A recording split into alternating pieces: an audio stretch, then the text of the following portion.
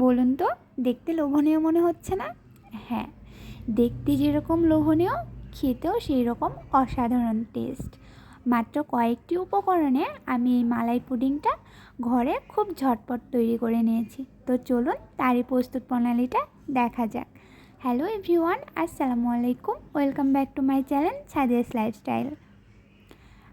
প্রথমে আমি মালাই পুডিংটা বানানোর জন্য এখানে 250 গ্রাম দুধ জাল দিয়ে একদম ঘন করে নিয়েছি।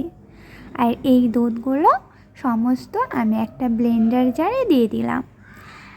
আমার এখানে একটু চকলেটি ভাব নিয়ে আসার জন্য, আমার ঘরে যেহেতু চকলেট ছিল না, এই জন্য আমি এখানে 2টা চকলেট কুকিজ ব্যবহার করলাম। আর এই কুকিজে প্রচুর পরিমাণ চকলেট চিপস ছিল, যার কারণে এখানে আমি চকলেটের যে ফ্লেভারটা আছে সেটাও পাবো, প্লাস চকলেটের টেস্টটাও আমি পুরোপুরিভাবে এখানে পেয়ে যাব। তারপর আমি এখানে 2টা ডিম ভেঙে দিয়ে দিলাম। এরপর আমি এখানে 1 চামচ চিনি দিলাম। চিনিটা আপনারা আপনাদের টেস্ট অনুযায়ী দিতে পারেন। আমার কাছে এই পুডিংয়ে চিনির পরিমাণটা একটু বেশি হলেই ভালো লাগে। তারপর এখানে আমি দিয়ে দিলাম কয়েক ফোঁটা ভ্যানিলা এসেন্স।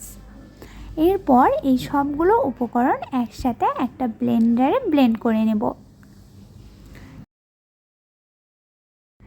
তারপর এখানে আমি 2টা স্টিলের বাটি নিয়ে নিয়েছি, আর এই বাটিতে খুব ভালো করে ঘি ব্রাশ করে নিয়েছি। আর এরপর এই বাটি 2টাতে আমি সেই পুডিংয়ের মিশ্রণটা ঢেলে দিব।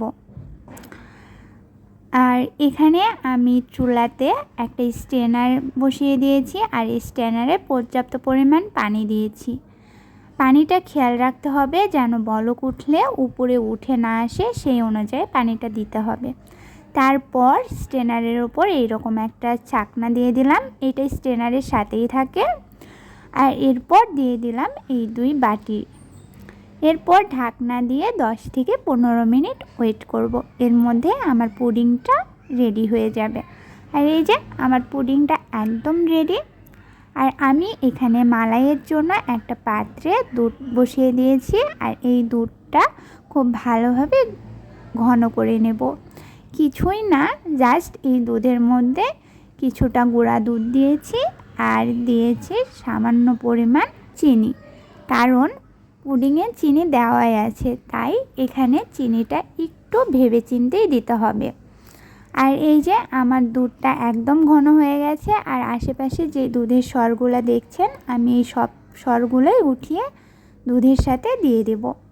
আর এই যে আমার মালাই পুডিং একদম রেডি। উপর থেকে আমি মালাইটা দিয়ে দিয়েছি, আর তারপর কিছুটা পেস্তা বাদাম কুচি করে কেটে দিয়ে দিয়েছি। দেখুন তো কেমন হয়েছে আমার মালাই পুডিংটা। আল্লাহ হাফেজ।